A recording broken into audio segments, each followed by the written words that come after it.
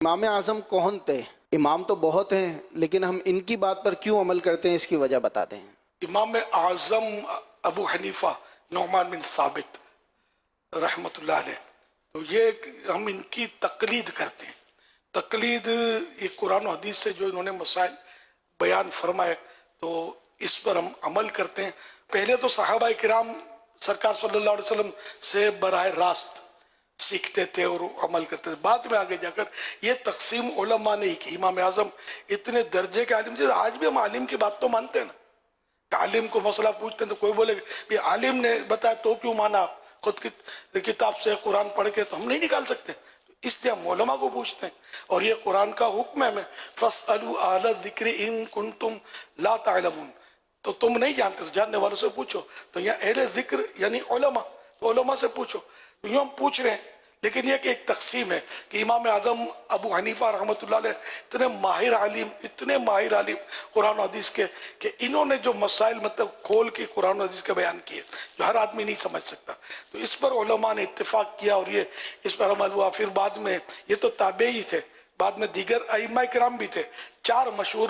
اماموں کی تقلید کی جاتی ہے، ویسے اوروں کی بھی کی گئی ہے مجتہدین کی، لیکن اب دنیا میں 4 امام رہ گئے۔ امام اعظم کی تقلید ہم اس لیے کرتے ہیں کہ ویسے تو بکثرت علماء نے یہ لکھا ہے کہ جو مذہب اہل سنت و جماعت ہے وہ اب ان 4 مذاہب کے اندر ہی ہے، یعنی دنیا کی آپ جتنی بھی آبادی ہے ساری آبادی دیکھیں گے تو اس میں سے 90% آپ کو وہی ملیں گے کہ جو ان 4 اماموں میں سے کسی نہ کسی امام کی پیروی کرتے ہیں۔ تو 4 ائمہ حق ہیں، اور جو دیگر مذاہب تھے جیسے امام اوزاعی کا، امام سفیان ثوری رحمۃ اللہ تعالیٰ علیہ کا،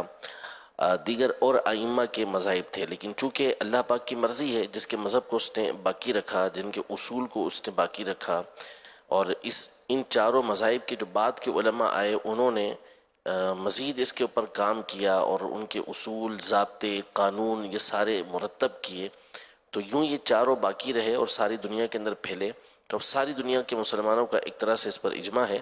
کہ ان میں سے کسی نہ کسی کی پیروی کی جائے گی، اور پیروی وہی ہوتی ہے کہ قرآن و سنت کی روشنی کے اندر انہوں نے جو اصول اور ضابطے دیے ہیں، جو مسائل بیان کیے ہیں، اسی کو ہم فالو کر رہے ہوتے ہیں، اور حقیقتاً وہ قرآن و سنت کی پیروی ہوتی ہے، اسی کے پیچھے چلنا ہوتا ہے۔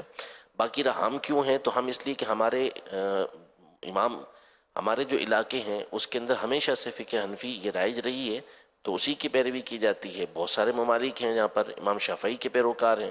تو امام شافعی کی تقلید کرتے ہیں، بہت سارے جگہ ہیں کہ جہاں امام مالک کی تقلید ہوتی ہے تو وہاں پہ ان کی تقلید ہوتی ہے۔ تو جو جہاں ہوتا ہے اور جس مذہب پر وہ چل رہا ہوتا ہے پھر اسی پر اس نے چلنا ہوتا ہے، تو اس لیے کسی نہ کسی ایک امام کی پیروی کی جاتی ہے۔ اور داتا حضور یہ حنفی تھے، ہمارے غوث اعظم حنبلی جن کے ہم مرید ہیں، تو طریقت میں ہمارے امام غوث پاک ہیں، اس میں بھی شرم کوئی حرج نہیں ہے کہ حنفی، شافعی، مالکی، حنبلی، ان کے بارے میں فتح رضویہ میں لکھا کہ یہ سب حقیقی بھائی کی طرح ہیں، حقیقی بھائی ہیں، ان کے عقیدے میں کوئی فرق نہیں ہے۔ بعض مسائل میں کہ قرآن و حدیث سے ان کو یہ سمجھ آئی اور ان کی صلاحیت اتنی تھی کہ ان کا سمجھنا منظور رکھا گیا، دوسرے کو یہ سمجھ میں آئی، کسی تک روایت یہ پہنچی، کسی تک یہ روایت نہیں پہنچی، یا بعد میں روایت میں کچھ جیسے کو راویوں کے مسائل، یہ پورا اسماء الرجال جو ہوتا ہے اس کے ایسے مسائل ہوتے ہیں۔ تو یہ جن ائمہ مجتہدین نے جو اپنی علم سے سمجھا تو اس کے مطابق انہوں نے ارشاد فرمایا، اور یہ ایسے اہل تھے کہ ان کا ارشاد فرمانا یہ ایتھنٹک ہے۔